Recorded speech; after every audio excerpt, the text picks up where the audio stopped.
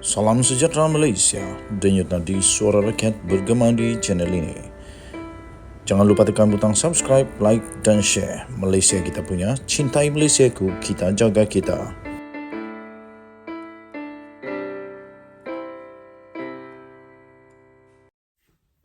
Salam sejahtera Malaysia, denyut nadi suara rakyat bergema di channel ini.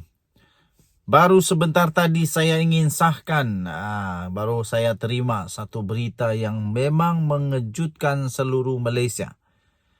Polis sahkan telah menahan penahanan yang memang sangat-sangat mengejutkanlah bagi saya, dan perkara ini harus dihentikan segera.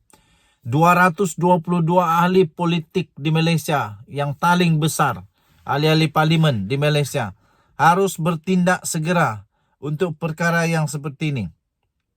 Harus bertindak segera untuk perkara seperti ini. Jangan biarkan berulang sekali lagi. Ini harus dihentikan, ditamatkan serta-merta. Kerana ini perkara yang menjijikkan dan patut untuk mendapat hukuman berat. Tuan-tuan dan puan-puan yang dihormati sekalian. Tapi apapun saya ucapkanlah tahniah kepada pihak polis yang dapat membuat kerja dengan baik sehingga dapat menegakkan kebenaran ini. Pelajar kolej, ini dia berita ini yang memang buat saya sakit jiwa, sakit hati, dan patut untuk diberhentikan. Mana boleh ini diteruskan begini nih. Ini tak betul ini. Pelajar kolej ditahan bantu siasatan kes rogol remaja sekolah. Bayangkan remaja sekolah dirogol. Habislah masa depan dia. Habis masa depan. Memang dia tak akan dapat, susah untuk dapat lari daripada trauma.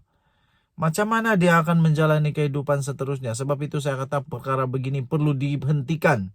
Berhentikan dan perlu untuk diambil undang-undang tegaslah kepada yang pelaku ini. Seorang remaja lelaki ditahan bagi membantu satu siasatan berhubung satu kes rogol. Melibatkan gadis bawah umur. Bawah umur. Dalam kejadian di sebuah rumah sewa di daerah ini pada Selasa lalu. Ini berlaku di mana? Di Kemaman.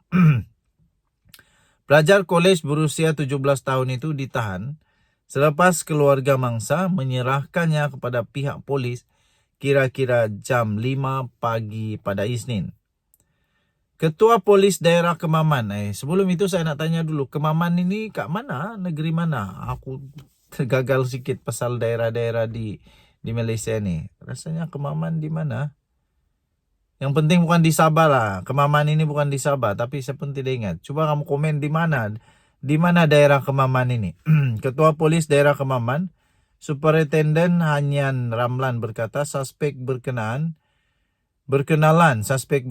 dengan mangsa yang berumur 14 tahun. What the toot? Tit. Kalau aku nak ini boleh nih. Tapi tak payahlah. Berusia 14 tahun pada Oktober tahun lalu melalui aplikasi Telegram dan turut berhubung melalui aplikasi WhatsApp. Aku pun heran juga perempuan-perempuan sekarang ini. Baru bertemu di Telegram, di aplikasi WhatsApp, dah jadi gila-gila. Sanggup berani keluar dengan lelaki yang tak kenal. Susah. Menurutnya, suspek datang ke rumah gadis berkenaan minggu lalu dan membawa mangsa keluar bersiar-siar tanpa pengetahuan keluarga sebelum membawa mangsa ke bilik sewanya. Kesian. Ketika berada di bilik tersebut, suspek dan mangsa telah melakukan hubungan seks sebanyak 2 kali sebelum menghantar mangsa pulang. Perbuatan itu terbongkar selepas abang mangsa memeriksa telefon bimbit mangsa pada 10 Februari lalu dan mendapati mangsa ada berhubung dengan suspek. Abang mangsa mengesaki mangsa melakukan hubungan bersama suspek dan membawa adiknya itu bertemu suspek sebelum menyerahkan suspek ke balai polis. Katanya ketika dihubungi di sini pada Isnin. Menurut Hanyan, difahamkan suspek melakukan hubungan kali kedua bersama mangsa selepas melakukan perbuatan sama pada Oktober tahun lalu. Beliau berkata suspek direman 6 hari bermula Isnin dan kes itu disiasat di bawah Seksyen 376 Kanun Keseksaan melibatkan kes rogol remaja bawah umur. Padan muka lah mereka yang rogol itu. Padan muka. Sudah tahu ada undang-undang, buat juga. Kau pun susah juga lah. Kau pun merasanya gelap juga sedikit masa depan. Kena tangkap polis. Tahniah, semoga keadilan dapat ditegakkan. Kita jumpa lagi. Bye-bye. Tahniah diucapkan kepada Datuk Seri Anwar Ibrahim kerana beliau baru saja mendapat berita yang gembira. Tetapi berita ini pasti tak diminati bagi mereka-mereka yang memang nak sangat berkuasa sekali lagi, seolah-olah ada sesuatu yang disembunyikan.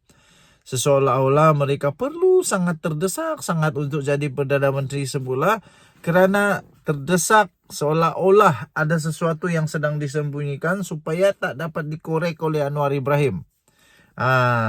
Jadi harap-harap supaya memang hanya nak jadi Perdana Menteri. Harap-harap bukan kerana nak jadi Perdana Menteri yang nak tutup lagi kesalahan yang pernah dilakukan. Harap-haraplah. Jadi siapa dia tak tahulah siapa. Okey. Akhirnya diumumkan oleh Ahmad Maslan sendiri. Berita baik ini yang memang tak seronok punyalah untuk Tok Guru Hadiawang. UMNO kekal pertahankan Anwar sebagai Perdana Menteri hingga akhir penggal, itu kata Ahmad Maslan. Setiausaha Agung UMNO iaitu Ahmad Maslan berkata, parti itu akan kekal untuk berkomited menyokong kepimpinan Datuk Seri Anwar Ibrahim sebagai Perdana Menteri hingga tamat penggal demi kestabilan politik negara. Beliau berkata ia selaras dengan resolusi yang dicapai dalam Perhimpunan Agung UMNO bulan lepas. Jadi katanya, apabila kita sokong kerajaan ini, maksudnya Datuk Seri Anwar Ibrahim adalah Perdana Menteri yang kita ada sehingga akhir penggal. Supaya wujud kestabilan dalam negara kita, katanya, selepas melancarkan program inkubator sukan drone di Universiti Kebangsaan Malaysia. Timbalan Menteri Keuangan itu berkata demikian, ketika menjunjung kasih tita yang di-Pertuan Agong Sultan Abdullah Sultan Ahmad Shah yang menzahirkan hasrat untuk melihat Anwar kekal sebagai Perdana Menteri terakhir yang dilantik di bawah pemerintahan Seri Paduka semasa pembukaan penggal kedua Parlimen ke-15 pada hari ini. Beliau menyeru ahli parlimen lain bukan saja untuk menjunjung kasih tita Sultan Abdullah, tetapi juga memastikan kestabilan politik negara dapat dicapai. Ahli Parlimen Pontian itu berkata, arena politik negara kini stabil dengan wujudnya kerajaan perpaduan yang memperolehi sokongan 148 ahli Dewan Rakyat, iaitu lebih 2/3 daripada majoriti. Sejak PRU 2004 yang lalu, kali ini baru dapat majoriti sebanyak ini, katanya. Terdahulu ketika bertita di Parlimen, Sultan Abdullah menyambut baik permuafakatan yang dicapai kerajaan perpaduan yang selari dengan hasrat baginda untuk membentuk sebuah kerajaan stabil dan utuh. Seri Paduka turut menzahirkan ucapan tahniah kepada Datuk Seri Anwar Ibrahim yang dilantik Perdana Menteri yang ke-10 dan barisan Jemaah Menteri Kerajaan Perpaduan. Baginda juga meminta supaya semua pihak dapat berlapang dada dan menerima serta menghormati keputusan PRU 15 dengan hati terbuka. Denyut nadi suara rakyat bergema di channel ini. Malaysia kita punya, cintai Malaysiaku, kita jaga kita. Jangan lupa untuk tekan butang subscribe, like dan share. Daulat tuanku, dikarhayu tuanku, ampun tuanku. Beribu-ribu ampun sembah patik. Mohon diampun. Kita sama-sama menyokong hasrat daripada yang di-Pertuan Agong. Kita jumpa lagi. Bye-bye.